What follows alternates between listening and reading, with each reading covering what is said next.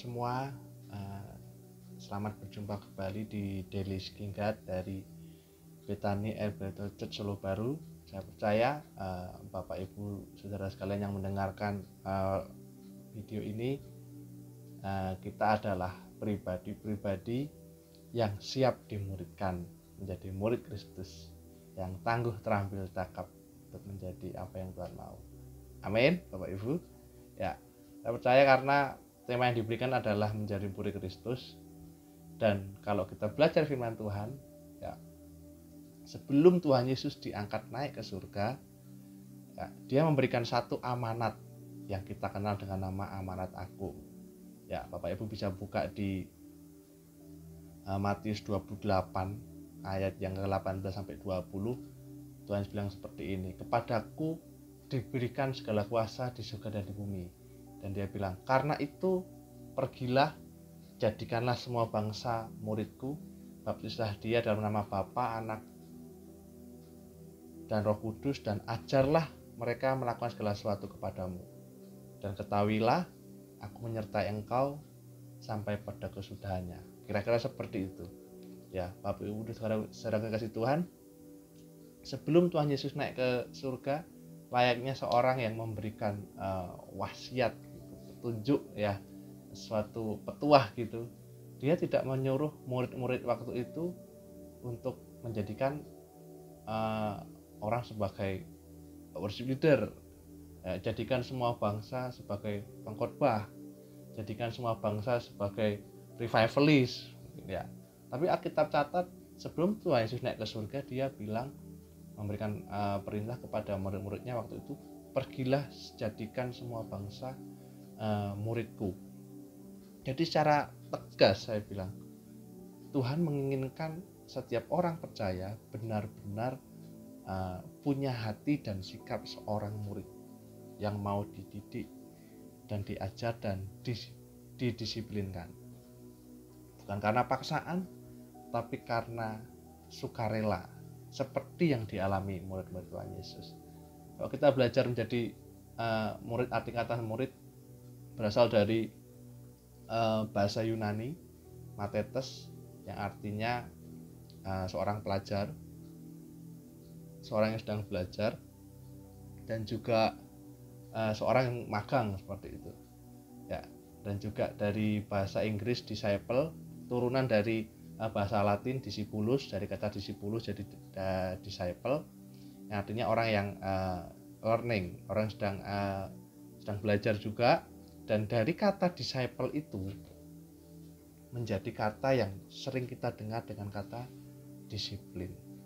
Ya, Tuhan Yesus pengen kita menjadi seorang murid, punya hati seorang murid. Ya, di Perjanjian Baru ketika Tuhan Yesus hidup bersama dengan murid-muridnya, dia memilih orang-orang khusus yang kita lihat di Alkitab itu, ada 12 murid, ada 70 orang murid. Ya, di tengah pengikutnya yang banyak sekali. Waktu itu Tuhan Yesus kan viral. Kalau bahasa sekarang kan viral, terkenal banget waktu itu. Dia ketemu dengan orang buta, diaduk-aduk, meludah diaduk-aduk di tanah, terus dikasihkan ke mata yang buta, orangnya sembuh, gitu. Dia mengusir setan waktu itu.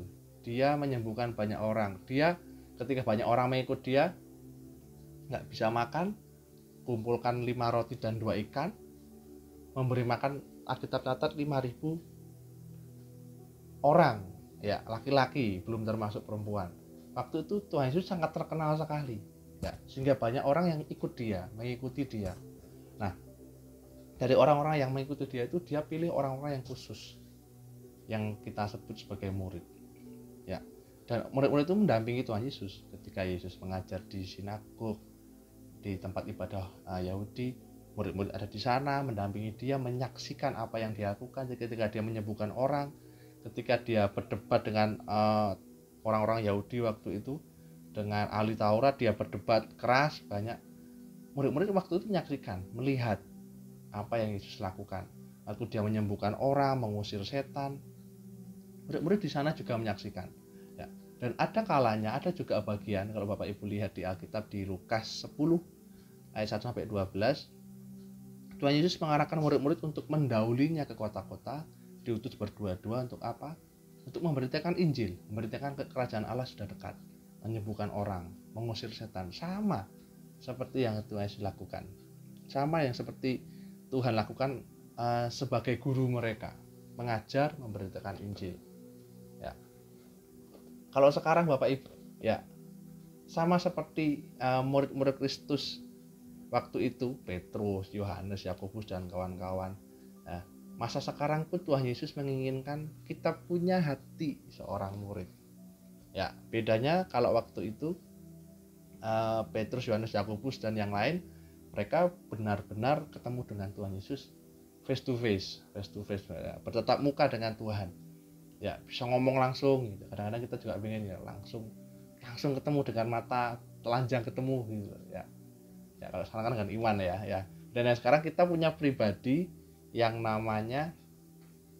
tertunggal yang namanya Roh Kudus. Ya, yang senantiasa mengajar dan menuntun kita dalam segala aspek hidup kita. Ya, yang menuntun kita untuk mengambil keputusan apa yang harus kita ambil. Ya, mari Bapak Ibu semua kita mencocokkan ya apa yang Roh Kudus mau dalam hidup kita. Ya, biarkan Roh Kudus menuntun dan mengajar kita dalam segala aspek hidup kita. Biarkan segenap pengalaman hidup kita itu adalah karyanya Tuhan, itu adalah hasil didikannya Tuhan, itu adalah hasil dari kita mengerti apa yang Tuhan mau. Ya, tugas kita sebagai murid Kristus itu cuma satu ya. Ya, seperti layaknya murid-murid sekolah, seperti layaknya orang yang ada di kampus. Tugas kita sebagai murid Kristus adalah satu, belajar. Ya. Belajar apa? Belajar mengerti kehendaknya, belajar mengerti firman-Nya, belajar mengerti hatinya Tuhan, belajar mengerti kemauannya Tuhan pada hidup kita. Ya, belajar dan juga melakukan apa yang sudah Tuhan ajarkan. Sama seperti Petrus waktu itu, sebelum dia dipanggil menjadi murid. Ketika itu Yesus memanggil Petrus, tebarkan jalanmu di kanan ya, di bagian kanan ya. Petrus pertama juga menolak ya, sepanjang hari Tuhan, sepanjang hari gitu, sepanjang malam kami sudah di sana tapi nggak ada hasilnya, kenapa kamu suruh kami menebarkan di tempat itu ya. Tapi akhirnya dia taat ya, dia mengerti instruksi dari Tuhan ya, dia mengerti apa yang Tuhan mau, melakukan itu, dan akhirnya terjadi mujizat, terjadi supranatural waktu itu. Mereka mendapat banyak ikan ya. Semuanya dikembalikan kepada pikiran, perasaan dan kehendak Tuhan ya. Dan saya juga Bapak Ibu dimuridkan, didisiplinkan, tujuannya tidak lain, tidak bukan adalah supaya hidup kita sesuai dengan firman Tuhan. Perjalanan hidup kita, setiap keputusan yang kita ambil, biarkan sesuai dengan arahan dan didikan dari Tuhan. Misalkan ketika kita diperhadapkan dengan situasi yang sulit, kita dalam situasi ingin berbuat dosa, harus melakukan dosa ya, dan kita memilih hidup kudus, memilih hidup benar, kita percaya sama-sama bahwa itu bukan kita, tapi Roh Kudus yang di dalam hidup kita yang mengajar kita untuk melakukan kebenaran ya. Apalagi kita tahu sama-sama banyak nilai-nilai di kehidupan kita yang tidak sesuai dengan firman Tuhan. Nilai-nilai sudah diturunkan dari keluarga, dari tempat kerja, dari teman-teman sepermainan kita, dari lingkungan kita, dari banyak hal yang kita lihat di internet, di media sosial. Banyak nilai-nilai yang tidak sesuai dengan firman Tuhan ya. Apakah kita mau mencocokkan itu dengan nilai-nilai kerajaan surga? Nilai yang tidak sesuai dengan apa yang Tuhan mau, apakah kita mau mengganti menjadi nilai-nilai kerajaan surga ya. Nilai yang berseberangan dengan firman Tuhan, apakah kita mau mencocokkan itu, apakah kita mau mengubah itu ya. Itu murid Kristus harus punya hati seperti itu, mau diubah, mau dididik. Oleh karena itu Bapak Ibu semua, saya memotivasi kita semua untuk kita terus bergaul erat dengan Roh Kudus ya, bergaul erat dengan pribadi yang memang diutus Tuhan untuk mengajar, dan membawa kita, menuntun kita dalam kebenaran. Ya, miliki hati yang rela untuk dibentuk dan menjadi pribadi yang Tuhan mau, sehingga benar-benar kita menjadi murid Kristus. Seperti saya katakan di awal, menjadi pribadi yang mau mendisiplinkan hidupnya, pikiran, perasaan, kehendak sesuai dengan nilai-nilai yang Tuhan Yesus ajarkan. Saya percaya kita mendengarkan perenungan ini sepanjang hari ini, Tuhan akan mendisiplin hidup kita dengan banyak hal. Sesuatu yang bukan dari Tuhan, Tuhan akan membawa kita menjadi sesuatu yang Tuhan mau. Dan saya percaya kita yang mendengar video ini, saya percaya adalah pribadi yang siap dimuridkan, dibentuk, siap untuk membayar harganya, memikul salib, karena tidak mudah menjadi murid Kristus. Kita punya standar yang lebih dari dunia karena kita adalah orang-orang yang lebih dari pemenang.